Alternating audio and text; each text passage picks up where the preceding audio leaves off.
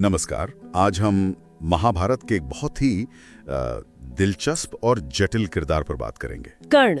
हाँ, कर्ण, जिनके जीवन में वीरता भी है, त्रासदी भी और कई सारे नैतिक सवाल भी। बिल्कुल। हमारे पास महादानवीर कर्ण सूर्यपुत्र की गाथा के कुछ अंश हैं और आज हम कोशिश करेंगे कि सिर्फ कहानी ना दोहराएं बल्कि कर्ण के जीवन के उन पहलुओं को समझें, उन द्वंद्वों को देखें जिन्होंने उन्हें इतना यादगार बना दिया। हाँ, क्योंकि ये सिर्फ घटनाओं की लिस्ट नहीं है, ये तो एक पहचान के लिए संघर्ष की कहानी है। निष्ठा की क्या कीमत होती है और दान का असल मतलब क्या है, इसकी पड़ताल है। सही कहा। मतलब सोचिए, वो सूर्य देव के पुत्र थे पर कहलाए सूत पुत्र। ये जो फासला है ना। हाँ, यही फासला उनके पूरे जीवन पर असर डालता रहा। उनके हर फैसले में, हर रिश्ते में ये दिखता है। तो शुरुआत उनके जन्म से करते हैं। वो भी काफी अलौकिक था। कुंती को वरदान मिला था जी, दुर्वासा ऋषि से, और उसी से सूर्यदेव का आवाहन किया और कर्ण का जन्म हुआ। तो एक तरह से दैवीय जन्म था। लेकिन यहीं से त्रासदी शुरू हो जाती है ना। अविवाहित कुंती। हाँ, समाज का डर। बिल्कुल। लोकलाज का भय इतना ज्यादा था कि उन्होंने अपने नवजात बेटे को नदी में बहा दिया, एक पेटी में रखकर। और फिर उन्हें सारथी अधिरथ और उनकी पत्नी राधा ने पाया और पाला। हाँ, और यहीं से उन्हें वो पहचान मिली, सूत पुत्र। ये सिर्फ एक नाम नहीं था, ये जैसे एक ठप्पा था जो जिंदगी भर उनके साथ रहा। हर जगह उनके हुनर, उनके सम्मान, हर चीज के आड़े आता रहा। सही। उनके पराक्रम पर भी ये साया हमेशा रहा। और ये उनकी शिक्षा तक भी पहुंच गया। वो गए परशुराम जी के पास धनुर्विद्या सीखने, सर्वश्रेष्ठ गुरु के पास। हाँ, पर उन्हें वहां अपनी असलियत छुपानी पड़ी, क्योंकि परशुराम जी सिर्फ ब्राह्मणों को या फिर क्षत्रियों को ही शिक्षा देते थे, ऐसा माना जाता है। और कर्ण ने खुद को ब्राह्मण बताया। ये दिखाता है कि वो विद्या पाने के लिए कितने बेताब थे, लेकिन समाज की बंदिशें थीं। और फिर क्या हुआ? जब परशुराम जी को सच पता चला, शायद जब कर्ण उनकी गोद में सर रखकर सो रहे थे और एक कीड़े ने उन्हें काटा। हाँ, और कर्ण ने उफ तक नहीं की ताकि गुरु की नींद न टूटे। बिल्कुल। तो परशुराम समझ गए कि इतनी सहन शक्ति किसी ब्राह्मण में नहीं हो सकती, ये जरूर कोई क्षत्रिय है।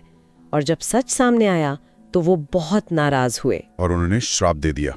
हाँ, श्राप, कि जिस विद्या को छल से सीखा है वो सबसे जरूरी वक्त पर, मतलब निर्णायक क्षण में तुम्हें याद नहीं रहेगी, तुम उसका प्रयोग नहीं कर पाओगे। ये तो जीवन का एक बहुत बड़ा मोड़ था, जैसे भाग्य ने पहले ही कुछ तय कर दिया हो। हाँ, कह सकते हैं।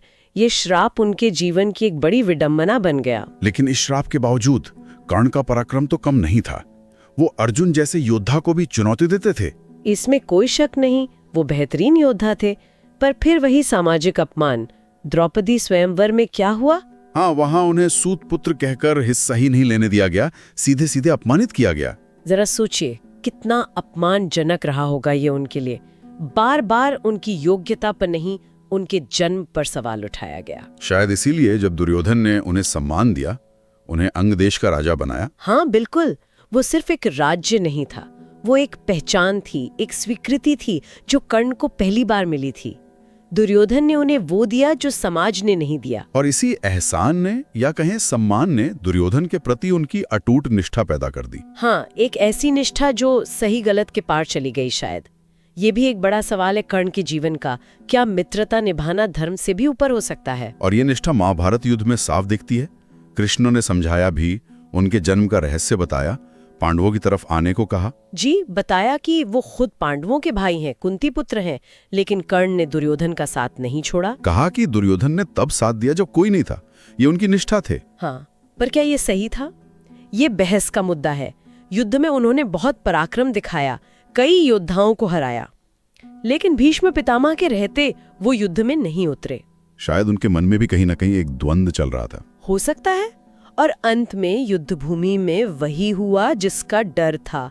परशुराम का श्राप फलीभूत हुआ। जब उनके रथ का पहिया जमीन में धंस गया, वो असहाय थे, निहत्थे थे। हाँ, और उसी वक्त अर्जुन ने उनका वध कर दिया। बिल्कुल निर्णायक क्षण में उनकी विद्या ने साथ छोड़ दिया। कितनी दुखद बात है ये। लेकिन युद्ध और निष्ठा से हटकर कर्ण की एक और पहचान है जो शायद सबसे ज्यादा जानी जाती है, दानवीर कर्ण। हाँ, उनके दानवीरता तो मिसाल है। वो उपाधि सिर्फ नाम की नहीं थी, उनके स्वभाव का हिस्सा थी। वो कहानी बहुत प्रसिद्ध है, जब इंद्र ब्राह्मण वेश में आए। जी, उनके कवच और कुंडल मांगने, जो उनके जन्म के साथ मिले थे और उनकी रक्षा करते थे। कर्ण जानते थे कि ये दान उनकी मृत्यु का कारण बन सकता है, लेकिन फिर भी उन्होंने दे दिए। हाँ, अपने वचन को निभाने के लिए, याचक को खाली हाथ न लौटाने के अपने प्रण के लिए उन्होंने अपने प्राणों की परवाह नहीं की। नहीं। कहते हैं यमराज ने भी उन्हें महादानी कहा। तो कुल मिला के देखें, कर्ण का जीवन विरोधाभासों से भरा है। एक तरफ दैवीय जन्म, दूसरी तरफ सामाजिक तिरस्कार। एक तरफ अद्भुत पराक्रम जी। दूसरी तरफ भाग्य का श्राप और अपमान। एक तरफ अटूट निष्ठा, जी, दूसरी तरफ अधर्म का साथ देने का आरोप। बिल्कुल। कर्ण की कहानी हमें भाग्य और कर्म के खेल पर, निष्ठा की सीमाओं पर और धर्म के सही अर्थ पर सोचने को मजबूर करती है। ये सवाल रह जाता है कि क्या उनकी परिस्थितियां ही उनके निर्णयों के लिए पूरी तरह जिम्मेदार थीं, या उनके पास विकल्प थे? और ये भी कि क्या उनकी जो सबसे बड़ी ताकत थी, उनकी मित्रता, उनकी निष्ठा, वही उनकी सबसे बड़ी कमजोरी भी बन गई? ये कुछ ऐसे सवाल हैं जिन पर श्रोता भी विचार कर सकते हैं। कर्ण की कहानी आज भी उतनी ही प्रासंगिक लगती है। कर्ण का जीवन त्याग, संघर्ष, अपमान, पराक्रम और निष्ठा की मिसाल है। वे न्याय और मित्रता के प्रतीक बनकर आज भी जनमानस में जीवित हैं। मिलते हैं किसी और पॉडकास्ट में, तब तक के लिए अलविदा।